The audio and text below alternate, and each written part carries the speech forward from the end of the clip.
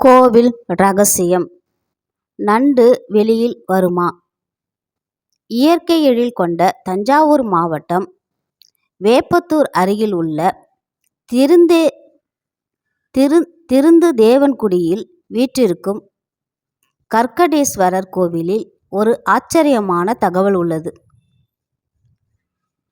தேவார பாடல் பெற்ற 274 சிவாலயங்களில் 42வது சிவாலயமாக உள்ள அருள்மிகு கர்க்கடேஸ்வரர் ஆலயம் தஞ்சாவூர் மாவட்டம் திருவிடைமருதூர் வட்டத்தில் வேப்பத்தூர் அருகில் உள்ளது. திருந்துதேவன்குடியில் உள்ளது. 2 அம்பிகை சன்னதிகள் இக்கோவிலில் இருக்கின்றன.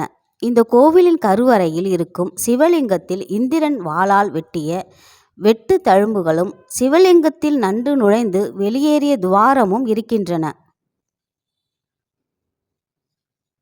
ஆடி அமாவாசையும் பூர நட்சத்திரமும் கூடிய நேரத்தில் 21 குடம் காராம் பசுப்பாலை கொண்டு இங்கிருக்கும் சிவலிங்கத்தை அபிஷேகம் செய்து நீராட்டினால் சிவலிங்கத்திலிருந்து நண்டு வெளியில் வந்து காட்சி கொடுக்கும் என்று வசிஷ்ட மகாத்மியத்தில் கூறப்பட்டுள்ளது.